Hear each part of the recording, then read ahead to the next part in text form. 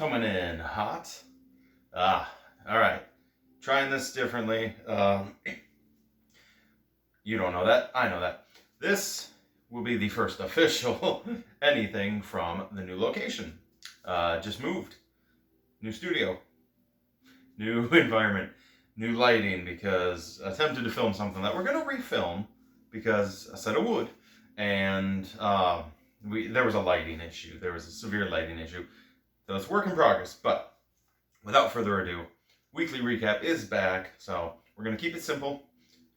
Going to try to little easier flow, only 6 articles, just because I think that's an easy number to work with. So, got the script, got the controller, got the setup. I think we're good. Let's dive in. So, without further ado, Crash Bandicoot. They're making a new one, finally, and I guess the joke is it's about time. That's actually the subtitle. So Activision owns the rights to the Crash series. They've owned it for a while. I don't know if that's a good thing or a bad thing, but personally I don't really like the design of Crash. Is what it is. The original games were really fun, so if it's anything like those, cool.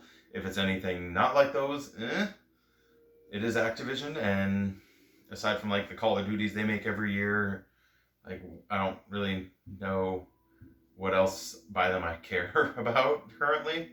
All the other franchises are owned by other studios, but whatever. Crash, hey, new one. It's about time. No idea when it's coming out.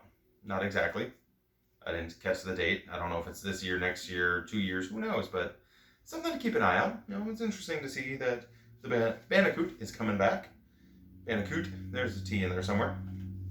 Speaking of series that are coming back, hey, Skate. After so many teases of if we're ever going to see another Skate, we finally are. Not immediately coming, so it's going to be a while, but off the heels that Tony Hawk 1 and 2, the originals, are being remastered, now we're hearing that Skate is coming out with a new one, and we just talked about Activision. Skate's EA, and EA is one of those companies that is definitely hit or miss. They've been doing great with some of the Star Wars games, post-Battlefront 2. Fallen Order is awesome. They announced that Rogue Squad, whatever, I think it's just Star Wars Rogue, the flying one. And quick note on that, I talked about it briefly. I talked about it a couple weeks ago, and I was like, oh, they better do VR. They are. It is going to have PSVR support. I know that we're talking about Skate, but I just wanted to throw that in there. Either way, coming back around, Skate. It's a pretty game, but I never got a hang of the controls. I got a couple of friends that swear by the game. It's fun. The controls were really tricky, and it just wasn't something I picked up on compared to like old school Thrasher on PS1 and the original Tony Hawks. But it is cool to see that Skate is coming back, and it's something that a lot of people are looking forward to. I know EA has definitely been on the rage minds of a lot of people, and they're hit and miss sometimes. Hey. This is definitely there's a chance that this is in the positive direction for that company. Speaking of positive directions, or maybe lack thereof, we don't normally talk about sports games too often because I really don't play them. NBA is not something I would play. I don't plan on playing it. Next month, 2K20, sure, is actually going to be apparently the free PS Plus game. By next month, I mean today's Saturday, like 3 days when it comes out for the July. I'll download the rights just because it's free, but I don't think I'll ever actually play it. The only reason we're talking about it, let's get around to that, is so new gen, that term's coming back around, PS5, and this time I'm not going to butcher it, it's the Xbox Series X, I think. Series X. That's more or less what the new big fridge is going to be called. 2K is one of the first games that is outing itself as a $69.99 game. $70 compared to the current $60 price tag, the $59.99. Is this speculation? Kind of. But is it also a possible, like, this is what's coming? Are we going to see $70 games be the new norm for the PS5 and the Series X? Kind of hoping not. At most, I'm really hoping they don't break 65. But again, if they have to spend more money to make the games, more money, more time, they have to charge more. So, don't know if this is going to be a thing. especially if we start seeing remasters, if Skyrim comes on, Resident Evil 4, if The Last of Us 2 gets re-released on PS5, which I'm really thinking is going to happen. If they bundled 1 and 2 together, I'd buy it. I would. Still playing through this Last of Us 2. Oh, so good. But this could be the new norm. We could see $70 as our thing. And I don't know. I'm not excited for it, but, you know, I don't have control. Well, yes and no. We don't have control, but as consumers, you know, we can just not buy their games at $70 and what's the old moniker? You know, vote with your wallet. So you don't like something, $70, don't buy it. Wait till it goes on sale. Maybe the studios will learn. Maybe it's something we'll have to accept as a culture, knowing this is just how it is, as I just stated. Cost, things, time, effort, money. But when it's certain games that we kind of see cookie cuttered over and over and over, Call of Duty, sports games, is it really the extra effort other than, you know, pretty graphics? So, I don't know. Food for thought. Think it over. What do you think? Write it down there somewhere. Tell me, is $70 too much for current games, or if the games are truly AAA, would you pay it? I don't know. I'm curious to hear what you guys think. That's three, what is that? That's 3 video game things. We're gonna jump to the other side, because that's how we're gonna roll. We're gonna try doing this new format. We're gonna talk movies and TV. Yeah, I love Batman Beyond. It's my favorite Batman.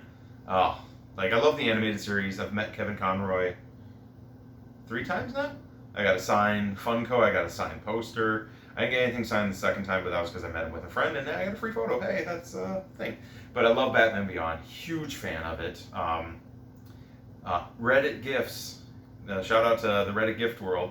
Arbitrary Days coming up. I did one. I think it was a DC one. I'm pretty sure it was, because it made sense. And I actually got a signed Will Friedle Batman Beyond picture. And, you know, the world is what it is. I was like, I wonder. And I took a picture of it, posted it on, posted it to Will Friedle's Twitter page, and he actually commented on it. Wish I had a picture, didn't think that far ahead, where he pretty much confirmed, yeah, that's him. So I was like, that was kind of cool to get him to confirm that, but I digress.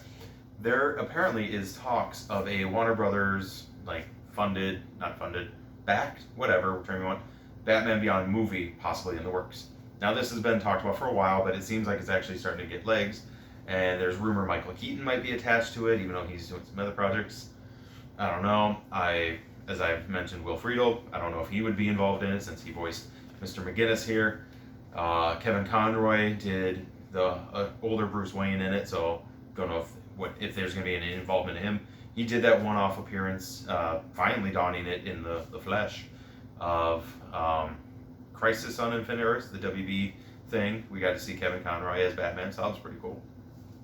But yeah, I'd watch it. So maybe get Mark Hamill to do some Joker or something, or even a cameo, because, you know, he's my Joker.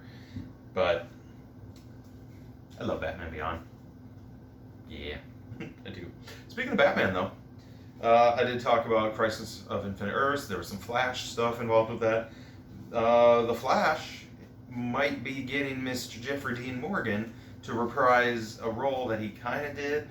He played Thomas Wayne in the Affleck-driven Batman movie, if I'm remembering it correctly.